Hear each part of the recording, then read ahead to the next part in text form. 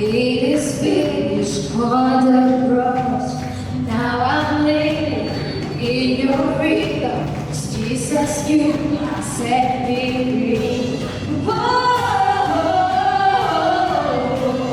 whoa, whoa.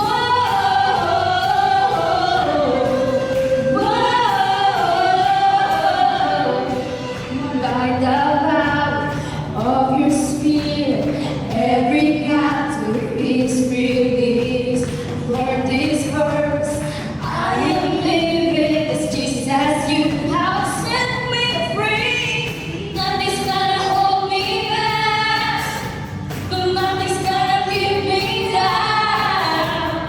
Jesus has set me free. I'm free in Him. I will give you rest. In everything I am, I'll praise. Whatever may come my way,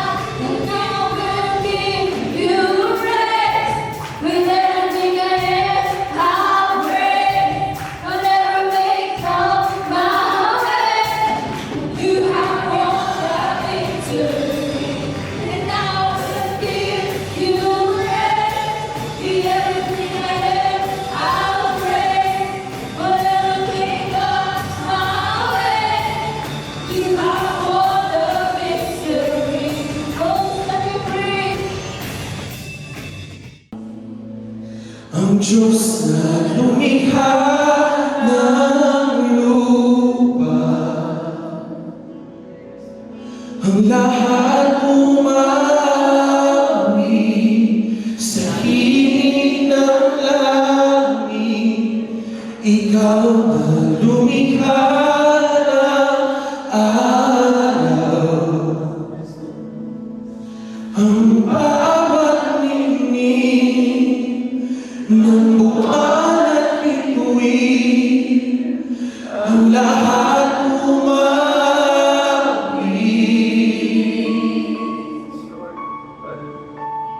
Kamangha-mangha ang visyong nila, ang puso ko'y umabaw.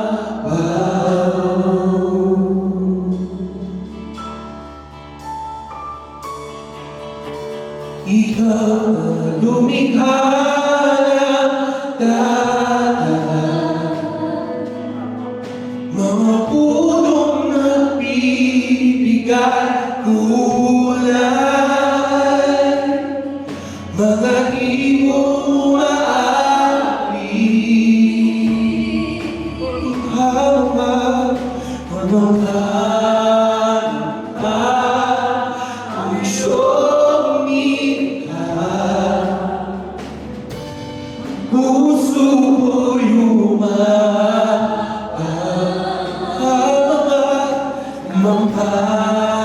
kamangha-mangha ang iyong nikha, ang puso ko'y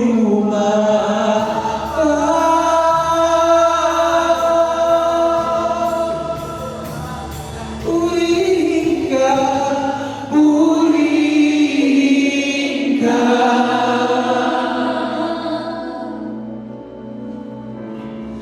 Ako'y namamagana, purihin ka.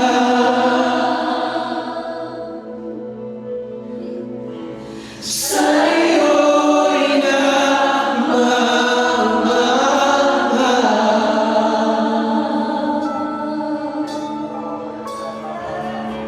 ikaw na lumikha langit at lupa, mundo ng biyak at pag-ibig. Ika'y bumaba upang ako'y lubusin at iligtas. Ikaw ang Mesiyas, ikaw ang Mesiyas, ilaw ng buhay, sipilang ka sa kapsapan. Inialay ang buhay upang ako'y bigyan ng pag-asa.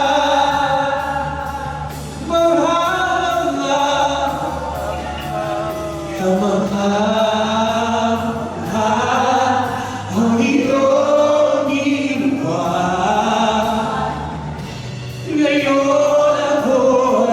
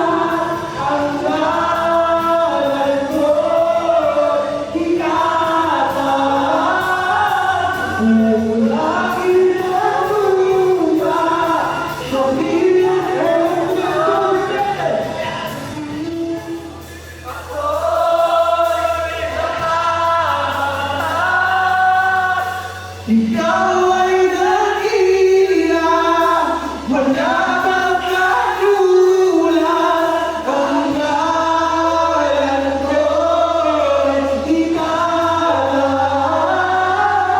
Kung aking katulad, may iyong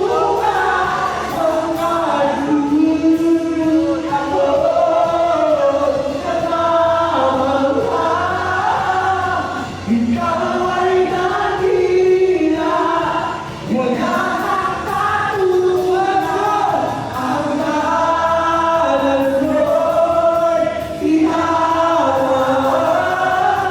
Kung aking katulad, kung iyong tukat ang papuri ka.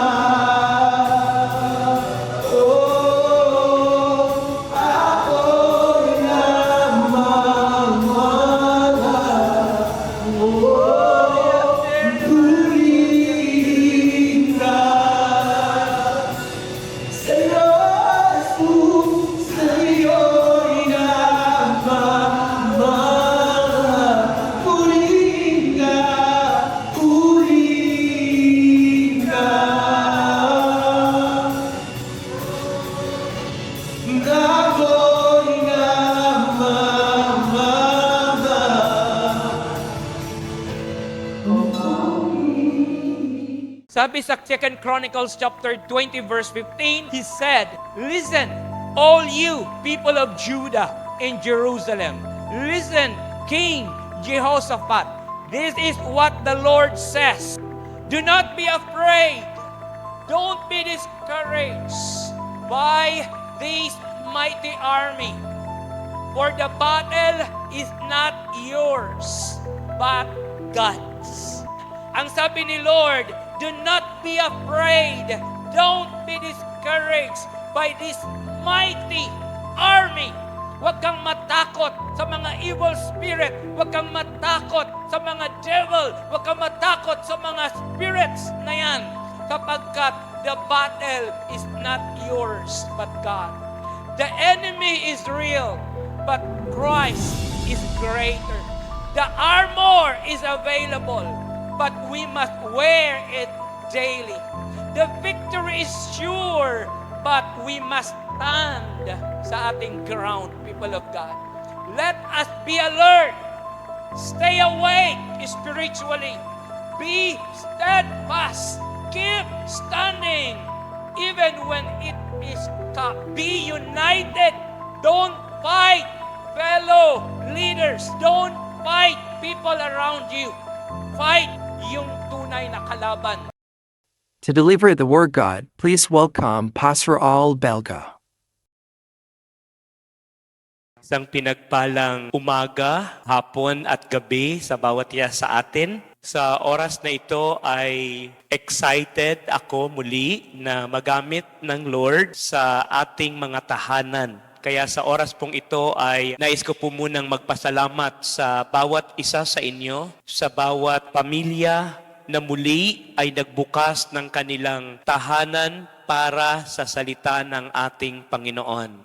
Kaya po naniniwala ako na kapag ang ating tahanan ay bukas sa salita ng Diyos, ang tahanang ito ay makakaranas ng pagpapala, makakaranas ng pabor, at makakaranas ng proteksyon, at makakaranas ng overflowing na provisions mula sa ating Panginoon.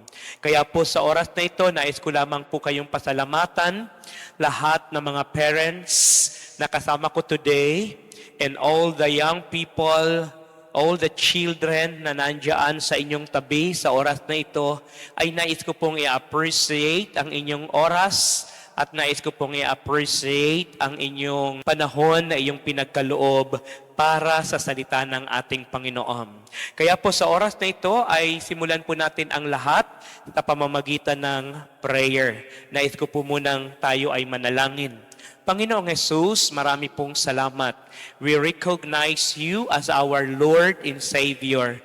We recognize you, Holy Spirit, as our guidance, the Lord or the God of miracles and the God of multitude and the God of healing. And nais po namin i-recognize you, Father, our Creator, the giver of our life. Marami pong salamat sa oras na ito, and prepare our hearts and prepare our minds and prepare our spirit to receive your word. Marami pong salamat, Lord. In Jesus' name we pray. Amen and amen. So sa oras pong ito ay muli pag-uusapan natin ang salita ng Diyos. Kung maalaala nyo po, nung last Sunday of January, ay ang ating pinag-usapan, paano nga bang magiging ganap ang saya sa isang tahanan o sa isang pamilya. At sa pamamagitan ng topic na ito, ay iminulat sa atin ng ating Panginoon na ang ganap na saya sa isang pamilya ay makakamtan lang ng bawat tahanan kung sila ay tunay na tumanggap at kumikilala sa ating Panginoong Hesus. And muli, sa oras na ito ay panibagong topic ang pag-uusapan natin. Ngayon naman ay nais kong ibahagi sa iyo ang mensaheng ito, at ang mensaheng ito ay patanong.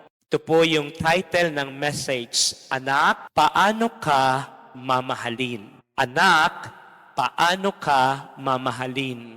Pag-uusapan natin ngayon ay ang pinaka-main subject natin ay yung ating mga anak. Sino nga ba sila? Although alam natin in our hearts na ang ating mga anak ay mga anak natin biologically.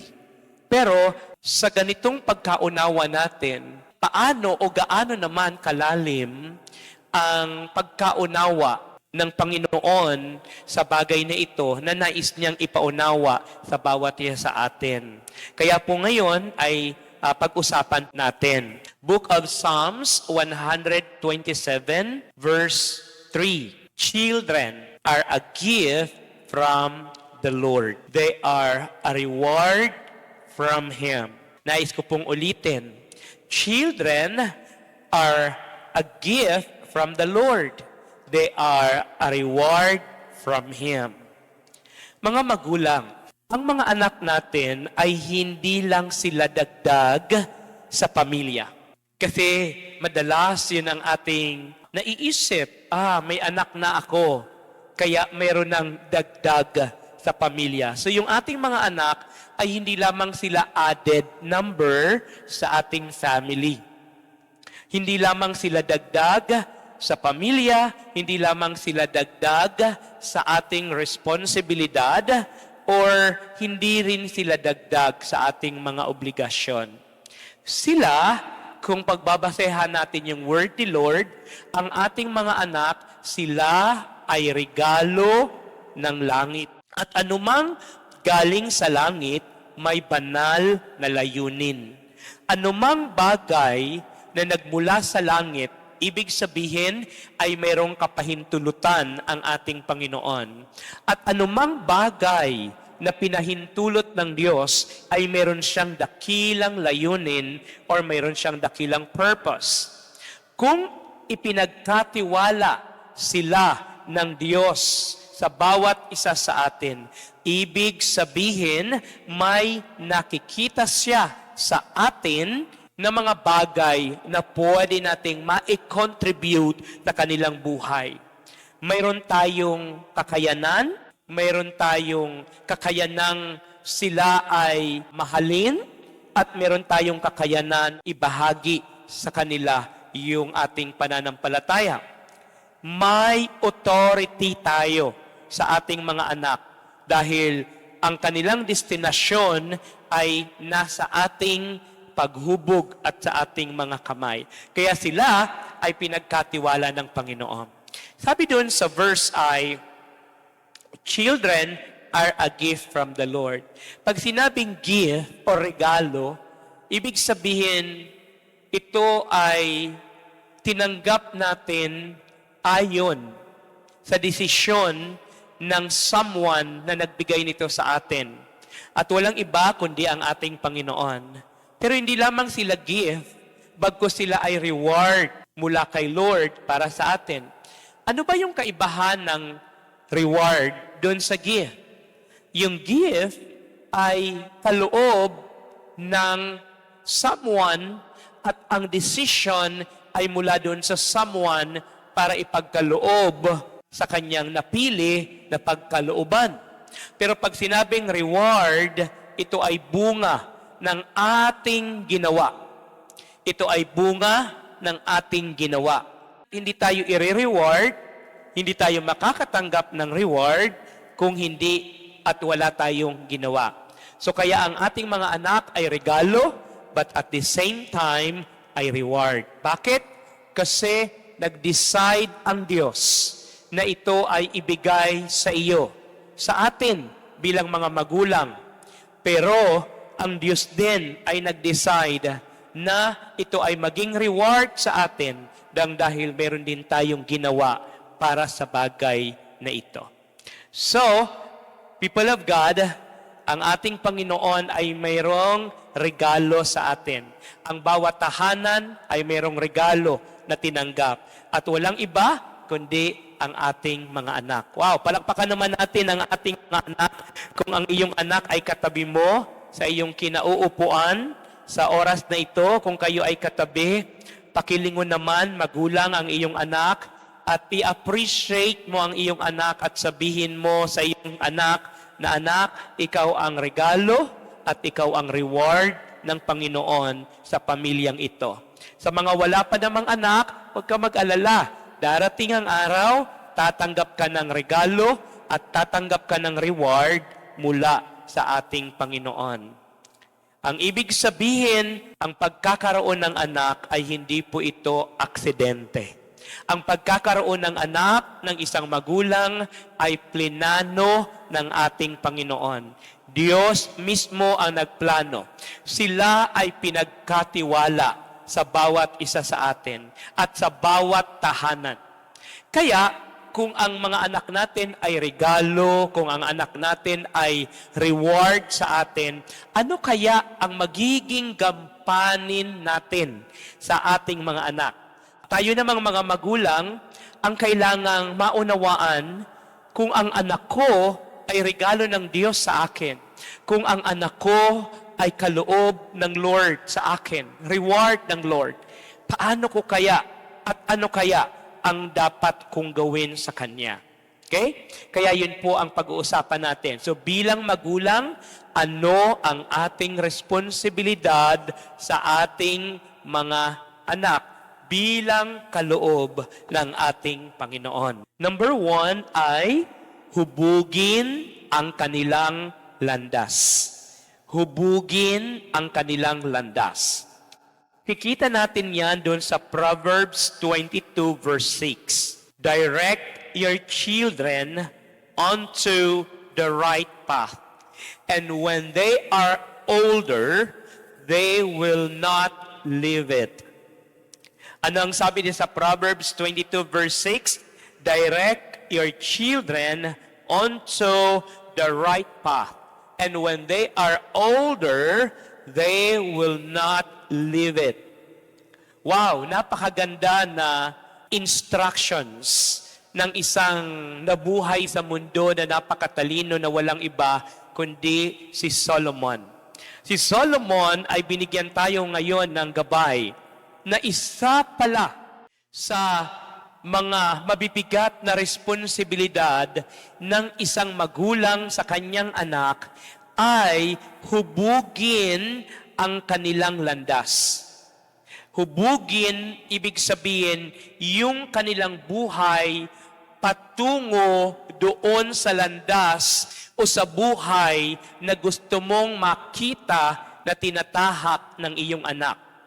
So bilang magulang, kapag ang regalo, ang reward ng Lord ay dumating na sa buhay nyo, sa inyong pamilya, sa inyong mag-asawa, kailangan maliwanag sa ating isipan at sa ating puso na ang ating anak ay ang kanilang magiging landas, ang kanilang magiging buhay ay nakasalalay sa ating mga kamay. Kaya ang sabi dito ay direct or sa ibang salin ay train your child. Train your children onto the right. Saan daw? Saan daw natin ititrain yung ating mga anak? Doon sa right path of their lives. Sa tamang landas na kanilang tatahakin upang sa panahon na ang ating mga anak ay nasa tamang edad na at makikita na nila ang kagandahan ng mga bagay na ginawa natin sa kanila bilang magulang, ay yun ang kanilang magiging journey. Yun ang kanilang pipiliin na pattern ng kanilang magiging buhay. Kaya napakahalaga sa isang magulang na dapat maayos tayong nag-iisip, maayos tayong nagpaplano para sa ating mga anak. Wag natin ibaling sa ating mga anak ang sisi ng 100% kapag nawawala sila sa tamang landas. Or kaya nasisira ang kanilang buhay dahil maling landas ang kanilang tinahak. Nang dahil malaki ang kinalaman natin bilang magulang. Dahil nung sila'y bata pa, ay dapat hubugin na natin sila sa tamang landas. Hindi natin huhubugin yung mga anak natin sa panahon na sila'y adult na. Hubugin natin yung mga anak natin sa panahon na sila'y bata pa. Sa panahon na sila ay madali pang sumunod. Sa panahon na sila ay madali pang magtiwala. Sa panahon na sila ay madali pang makinig. Sa panahon na sila ay buong-buo ang pagtitiwala sa atin bilang kanilang magulang. Doon pa lang ay hubugin na natin ang ating mga anak upang pagdating nila sa tamang edad, ng kanilang buhay, ay alam na nila. Hindi na sila maliligaw dahil tama ang itinuro natin sa kanila, kaya tama din ang kanilang magiging pamumuhay. Kaya mga magulang, ang tanong ay, anak, paano ka ba mamahalin? Paano natin mamahalin? Anong klaseng pagmamahal ang kailangan ng ating mga anak? Naku po, hindi lamang salitang mahal kita. Hindi lamang sa pag-aabot ng pagkain sa kanila. Bagkus, kung talagang mahal natin ang ating mga anak, ay kailangan natin silang hubugin na tahakin ang tamang landas ng kanilang buhay. Ngayon, paano tayo nakakatiyak bilang magulang na tamang landas nga ang ating ibinabahagi sa ating mga anak? Or gusto nating ipamuhay ng ating mga anak? Dapat tayo muna na mga magulang ang nasa tamang landas. Kasi hindi natin magagabayan, hindi natin madadala ang ating mga anak sa tamang landas kung tayong magulang niya ay maling landas ang tinatahak. Paano tayong magbibigay ng liwanag sa ating anak kung wala tayo sa liwanag? Kaya po, napakahalaga na sa oras na ito, habang naiintindihan mo yung mga bagay na mga responsibilidad natin bilang magulang, ay dapat tingnan mo din ang sarili mo. I-evaluate natin ang sarili natin bilang mga magulang. At tanungin natin ang ating sarili, ako nga ba ay nasa tamang landas? Tamang landas ba ang tinatahak ko? Tamang daan ba ang tinatahak ko? Tamang liwanag ba? May liwanag ba ang buhay ko? Kasi kung wala, hindi natin magagabayan ang ating mga anak sa tamang landas.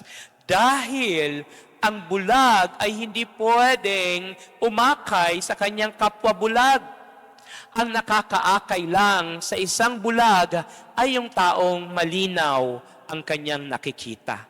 Kaya po, sa oras na ito, hubugin ang ating mga anak sa tamang landas, pero bago yan natin gawin, ay hubugin din natin ang ating sarili sa tamang landas. Ang mga anak ay hindi lang pinapalaki, sila ay hinuhubog. Ang direksyon na binibigay natin ngayon ang magiging pundasyon ng kanilang kinabukasan. Ang pagtuturo ay hindi lang sa salita, kundi sa halimbawa, mas malakas ang nakikita kaysa naririnig. Ang mga anak natin ay may mga pagkatawag mula sa ating Panginoon. Ang mga anak natin ay hindi sila mga ordinaryo lamang na anak. Hindi sila aksidente. Ngunit tandaan natin, kung hindi natin sila ididirekta sa tamang landas, gagamitin sila at paglalaruan sila ng mundong ito. Kaya ang tanong, anong klaseng o anong landas ang nakikita nila sa bawat isa sa atin? Kaya ipanalangin natin ang ating mga anak. Lagi natin, kung ang anak mo ay medyo malinang landas ang kanilang tinatahak bilang magulang, dalhin mo ang iyong anak sa panalangin, at patuloy kang magpatawad sa iyong anak at patuloy mong iparamdam ang pag-ibig ng Diyos sa iyong anak. Ang tahanan, ang unang simbahan ng mga bata at ang unang classroom ng mga bata ay ang ating tahanan. Ang kanilang mga matututunan ay hindi agad natututunan sa labas o sa bawat sulok ng classroom, kundi sa bawat sulok ng ating tahanan. Tayo bilang mga magulang ang unang tagapagturo sa ating mga anak. If you love your children, dalhin mo siya sa tamang landas upang hindi siya maligaw sa mundong ito. Pangalawa, anak, paano ka mamahalin? Pangalawa, ilagay sila sa proteksyon, pagpapala, at panalangin. Ilagay sila sa proteksyon, pagpapala, at panalangin. Sabi dito sa Psalms 127 verse 4 and 5, children born to a young man are like arrows in a warrior's hands.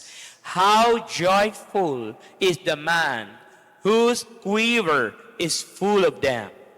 Sa Tagalog, ang ating mga anak ay para daw silang mga palaso.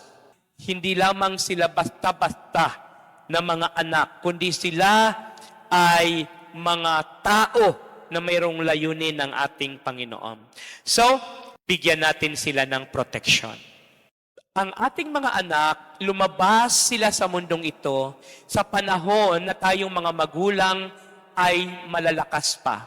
Malakas pa physically, malakas pa emotionally and mentally, at malakas pa pagdating sa iba pang mga aspeto ng buhay. Ang ibig sabihin, nung sila ay lumabas sa mundong ito, wala silang kakayanan para i-protect ang kanilang sarili. Ang tanging protection nila ay ang ating mga kamay, ang ating presensya, ang ating mga bisig. Yan lang ang tanging proteksyon ng ating mga anak. Ang proteksyon nila ay ang ating mga panalangin at ang proteksyon nila ay yung ating mga pagpapala o yung ating mga provision sa kanilang buhay. So yan ang ginagampanan natin bilang mga magulang sa kanila. Pero isang araw, tayo naman ang nasa kalagayan nila. Hindi man tayo bumalik sa pagiging baby katulad nila, pero tayo ay manghihina. Tayo ay unti-unting mababawasan ang lakas. Unti-unting mababawasan ang kakayanan. Unti-unting mababawasan ang ating nakikita. Unti-unting lalabo ang dating maliwanag. Unti-unting iiksi ang mapupuntahan ng ating mga paa. At sa panahon na yon, sila naman ang ating proteksyon. Sila naman ang ating pagpapala. At sila naman ang mananalangin para sa atin. Children born to a young man are like arrows in a warrior hands. How joyful is the man whose quiver is full of them. Kaya people of God, patuloy nating iparanas ito sa ating mga anak. Na kapag nandyan ka sa bahay, nararamdaman nila na sila ay safe. Sila ay protected. Hindi sila nakakaramdam ng takot. Tayong mga magulang, pag dumating sa ating mga tahanan, kapag kinakausap natin yung mga anak natin, sana yung mga anak natin ay hindi nakakaramdam ng takot. Dapat wala silang nararamdamang kaba. Dapat hindi sila nanginginig sa takot sapagkat tayo ang kanilang proteksyon. Kaya dapat ang maramdaman nila kapag dumating ka na, ikaw na tatay, ikaw na nanay, pag dumating ka na sa iyong tahanan, dapat ang maramdaman nila, sila ay safe and protected because of your presence. Kaya po, kung talagang mahal natin ang ating mga anak, iparamdam natin ito sa kanila. Isang palaso ay hindi basta pinapakawalan. Ito ay hinahasa, ito ay tinutuwid, ito ay inihahanda bago pakawalan. Mga magulang, may laban ang mga anak natin sa mundong ito. Amen? Habang sila ay nasa poder natin, patuloy natin silang hasain, patuloy natin silang paghusayin, patuloy natin silang pagalingin, sapagkat paglabas nila sa mundong ito ay maraming challenges. Yung tatag ng ating mga anak sa mga challenges and difficulties na pwede nilang ma-encounter sa mundong ito ay base sa ating paghahanda sa kanila. Kaya ihanda natin ang ating mga anak sa paanong paraan patuloy natin silang hasain sa ating mga tahanan. May mabigat na obligasyon din ang ating mga anak. Kaya ang anak ay parang palaso sa kamay ng mandirigma. Hindi ito basta hinahawakan. Ito ay inihahanda, tinutuwid at saka pinapakawalan. Ang proteksyon ay hindi lang sa physical, kundi sa spiritual. Ipanalangin sila, takpan sila ng biyaya ng ating Panginoon. Kaya mga magulang, kapag ang mga anak natin ay lumabas na sa pintuan ng ating tahanan, malayo na sa ating paningin, malayo na sa ating kamay, ang iyong panalangin ay divine protection, divine arrow sa iyong mga anak.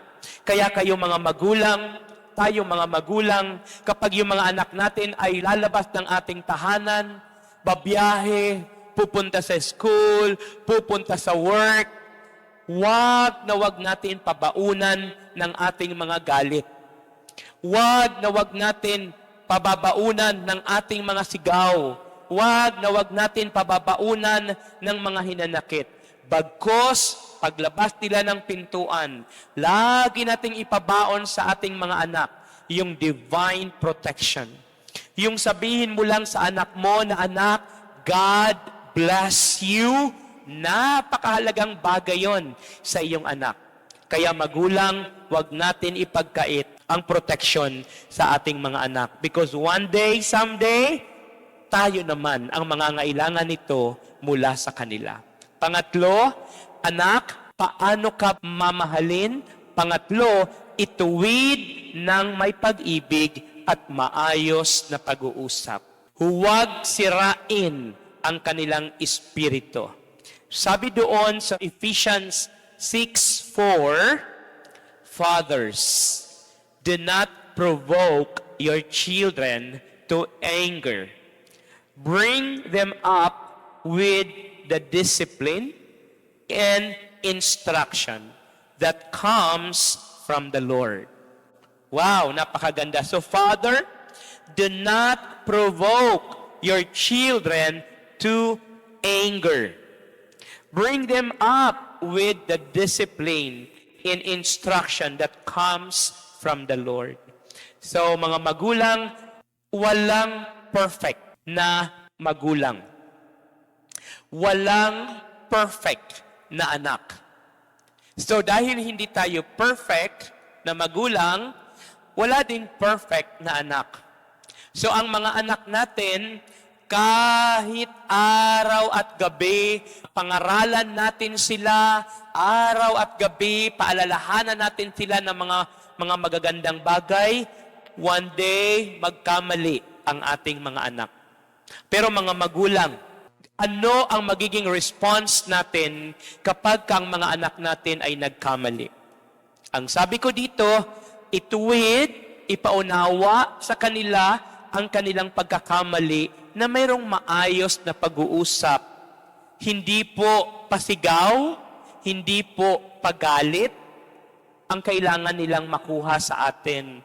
Kasi kapag yung anak natin ay ating sinisigawan at mataas yung kanilang boses, yung ating mga anak ay imbis na maramdaman nila yung pag-ibig ng Diyos at pag-ibig natin sa kanila, ang nararamdaman nila ay takot. Kaya po, bilang mga magulang, kapag nagkamali yung ating mga anak, ay patuloy po natin silang mahalin. Patuloy natin silang mahalin, patuloy natin silang patawarin, patuloy natin silang unawain. Hanggang kailan? Hanggat ikaw at ang anak mo ay nabubuhay. Hindi mo yun pwedeng ipagkait. Hindi mo yun po pwedeng ipagkait. So, napakaganda ng ganitong uri ng pagtutuwid.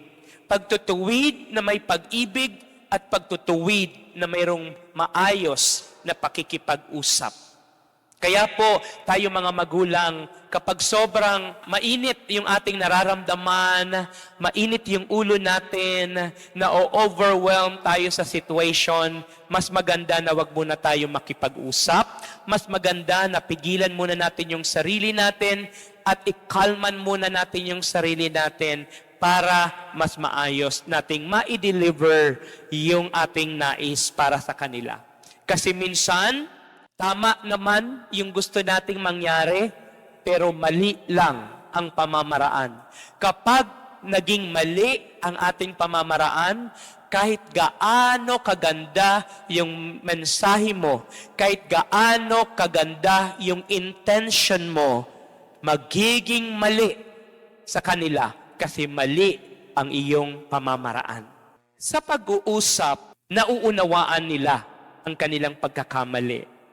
At sa pag-ibig, mas nararamdaman nila ang kanilang halaga sa iyo bilang magulang. Kaya po, bilang mga magulang, tugon doon sa tanong na, anak, paano ka mamahalin? Mahalin mo ang iyong anak sa pamamagitan ng pagtutuwid na mayroong pag-ibig at maayos na pakikipag-usap.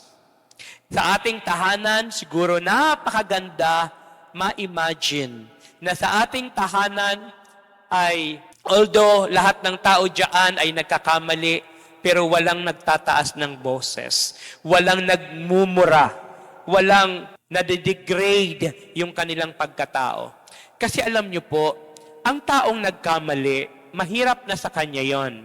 Kasi tayo man, bilang mga magulang, pag alam natin na nagkamali tayo ng ating ginawa, mabigat na yon sa atin.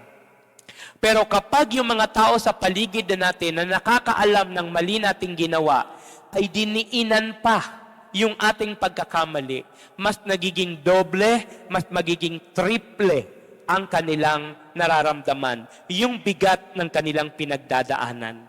Kaya mga magulang, mag-spend tayo ng time sa ating mga anak. Kapag nagkamali yung ating mga anak, kausapin mo sa loob ng iyong tahanan. Huwag sa harapan ng kanyang mga kapatid. Huwag sa harapan ng kanyang mga kaibigan. Kausapin mo siya ng one-on-one.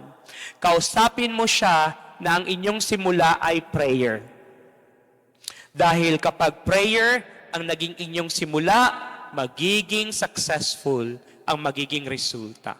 Then, sabi doon sa Ephesians, Father, do not provoke your children to anger. Bring them up with a discipline and instruction.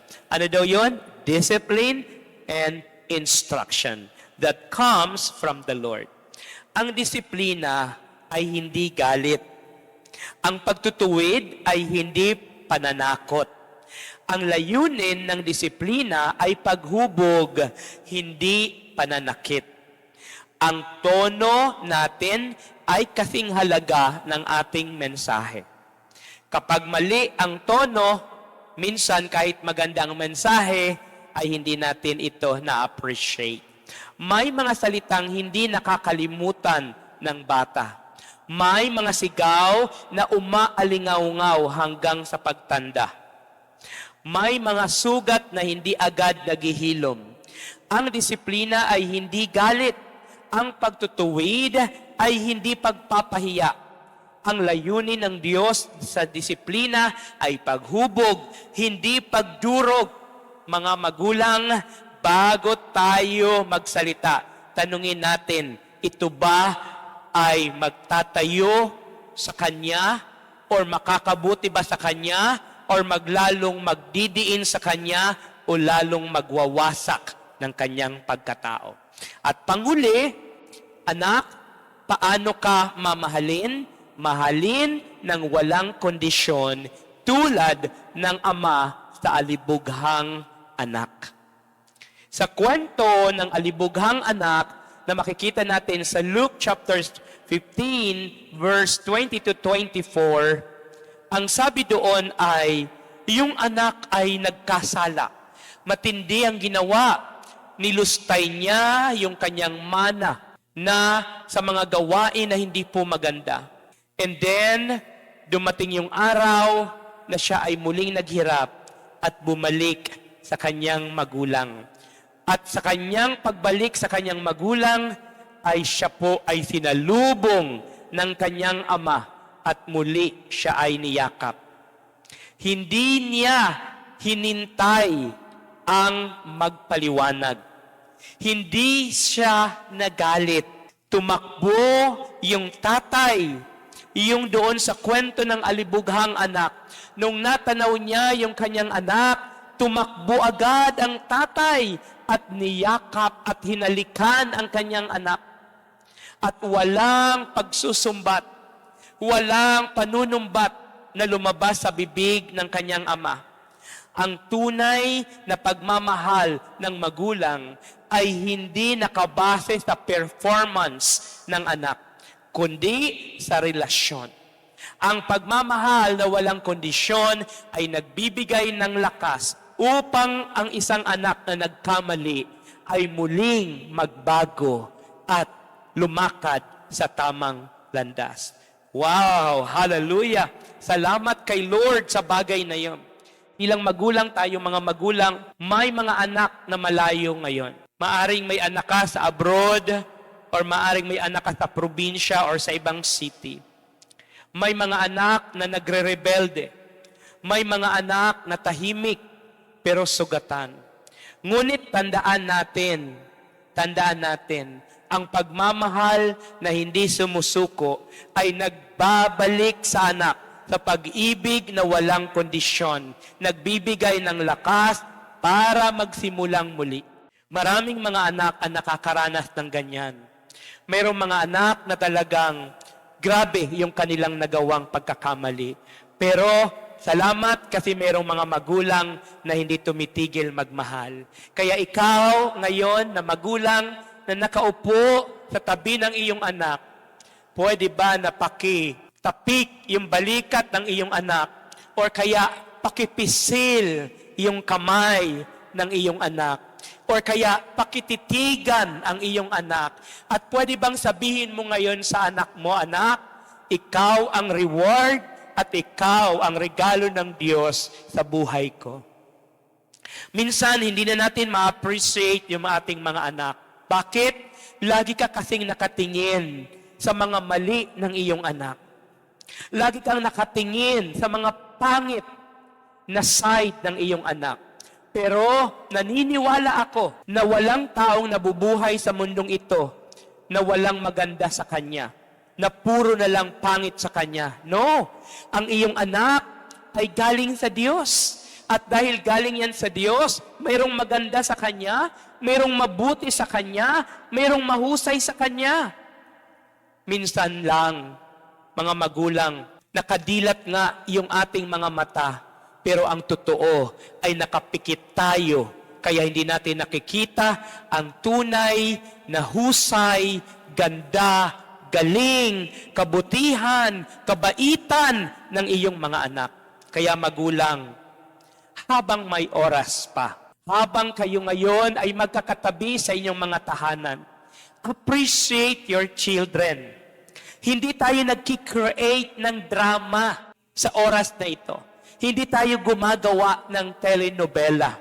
Pero people of God, mas maganda na yung habang buhay pa tayo mga magulang at buhay pa ang ating mga anak ay naipaparamdam na natin sa bawat isa kung gaano sila kahalaga sa ating buhay.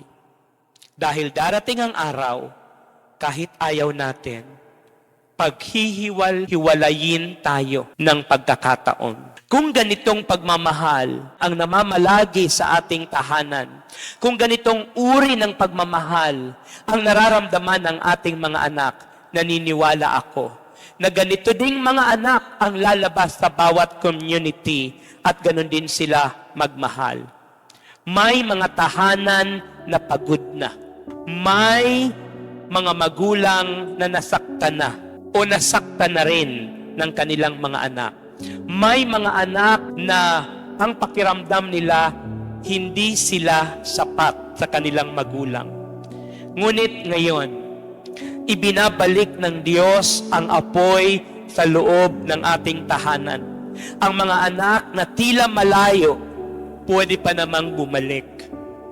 Ang mga pusong nanlamig, muli pwede pa rin mag-alab para sa ating pamilya. Ang tahanang tahimik, ngayon pwede pa rin namang magdiwang. Mayroong mga tahanan na para bagang nalulunod na sa katahimikan. Maraming tao sa loob pero wala ng boses na lumalabas. Kasi lahat ng mga boses ay nakakulong sa takot, nakakulong sa galit, nakakulong sa isang broken heart, sa isang broken spirit. Pero today, pwede pa rin naman nating sindihan muli ang liwanag sa ating mga tahanan. Pwede uli na magkasabay-sabay mananghalian sa oras na ito. Pwede pa rin naman na magsabay-sabay na mag-dinner. Pwede pa rin naman magtawanan. Ibalik natin yung mga natural na mga tawanan sa loob ng ating mga tahanan. Ibalik natin yung mga natural na pag-uusap sa ating mga tahanan.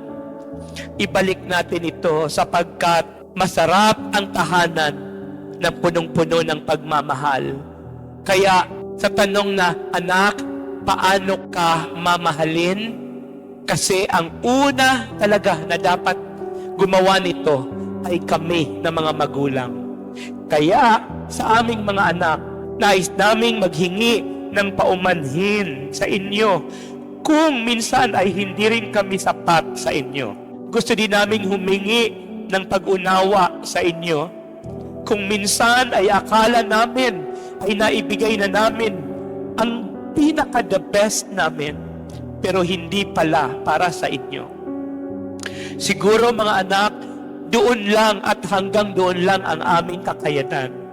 But today, pwede namang maging simple. Today, pwede naman tayong maging simple. Pwede naman tayong maging asal bata muli na parang walang mga standard ang lahat ng ating ginagawa. Kaya sa ating pamilya, sa ating mga magulang, kapag ang magulang ay nagmamahal ayon sa puso ng Diyos at ang anak ay natututong gumalang, nagbibigay ng pagmamahal din sa kanilang anak, ang ating tahanan ay makakaranas ng pinaka-the best na breakthrough this year.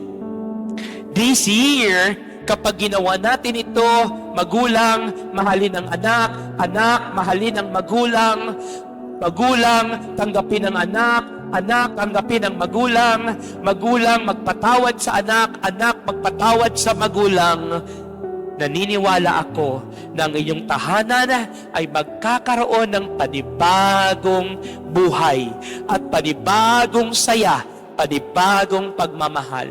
Ang tunay na pagmamahal ay hindi conditional.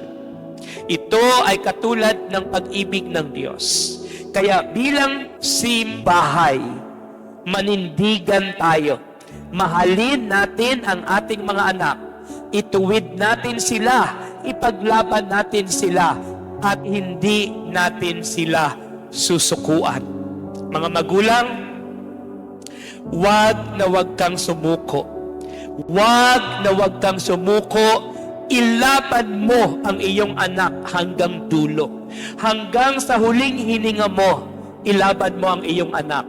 At kapag nakita yon ng iyong anak, ganun din ang gagawin ng iyong anak. One day, someday, ilalaban din tayo ng ating anak hanggang dulo. Kaya today, mga magulang, ito yung araw na itinakda ng Diyos. At sa oras na ito, nais kitang anyayahan. Hawakan mo ang kamay ng iyong anak. Ikaw anak, humawak ka sa kamay ng iyong magulang. And then, hindi mo na tayo mananalangin. Just hold on lang doon sa kamay ng bawat isa. Hawakan mo lang. And then anak, tingnan nyo, habang hawak-hawak mo yung kamay ng iyong magulang, mayroong emotion, mayroong damdamin na mabubuhay sa puso mo. At ikaw bilang magulang, habang hawak mo yung anak mo at tinitingnan mo yung anak mo, mayroong kakaibang nararamdaman sa puso mo. Dahil sila, tayo, ay magkakarugtong. Ang ating buhay sa ating magulang at ang inyong buhay sa iyong magulang. Kaya today, sabihin mo, magulang sa iyong anak, anak, na-appreciate kita. Then sabihin mo din, anak sa iyong magulang, mama, papa, na-appreciate ko po kayo. And then sa oras na ito, ay nais ko po na tayo'y sama-samang manalangin. Lord, maraming salamat. Tinataas ko sa iyo ang bawat pamilya. Tinataas ko sa iyo ang bawat magulang at yung mga magulang na naghahangad na magkaroon ng regalo at magkaroon ng reward mula sa iyo. Lord, huwag mong kalimutan, ang bawat tahanan ay merong kang regalo at reward at walang iba kundi anak.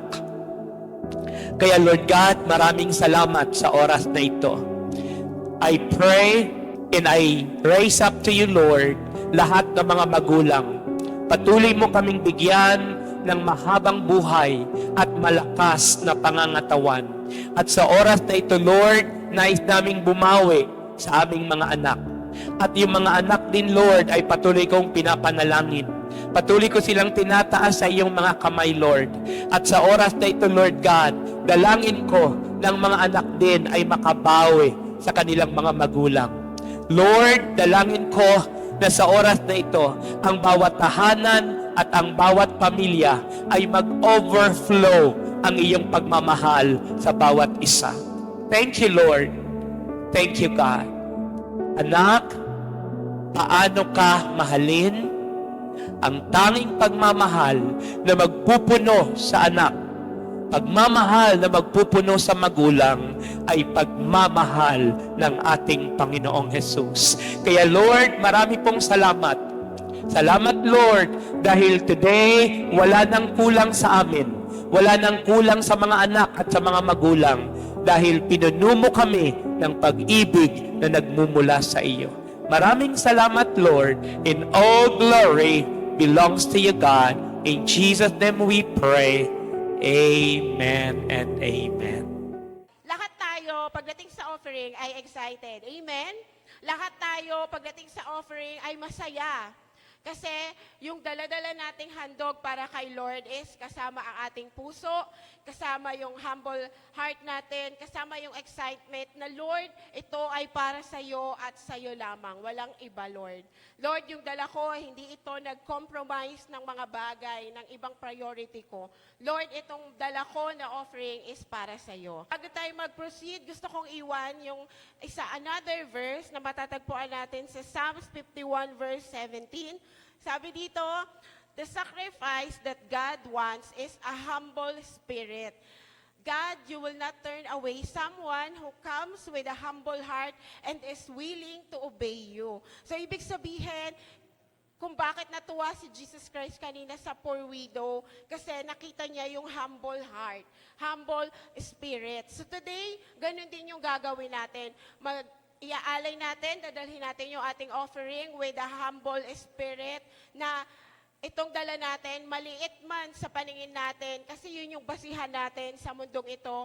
Pero para kay Lord, ang basihan niya is not the amount, hindi yung gaano kalaki yan, not the color of the bill na dala-dala mo, but your heart and your humble spirit. Amen? So sige, itaas natin yung ating mga offering kay Lord. Lord, maraming salamat po, Panginoon, sa salita mo. Salamat, O Holy Spirit, sa lahat, Lord God, sa presensya mo, sa pagkilos mo kanina sa aming worship, Lord God. Maraming salamat at na-enjoy namin, Panginoon, yung presensya mo. And today, Lord God, as we do, Panginoon, yung another form of worshiping you, O God, hayaan mo, Lord, na i-guide mo yung aming heart, i-guide mo yung aming spirit, patuloy, Lord God, na every day, Panginoon, ang aming buhay is ikaw yung mag-glorify, Lord God. Patuloy, Panginoon, na i-guide mo yung aming spirit, yung aming heart, Lord God, na mas maging generous, Panginoon, na every day na lumilipas yung araw is mas natututunan namin, Panginoon, na bigyan ng prioridad, Lord God, yung pagbibigay sa iyo, Panginoon. Maraming salamat po, patuloy ka namin itinataas. Ito po ang aming samot dalangin sa pangalan ni Jesus. Amen.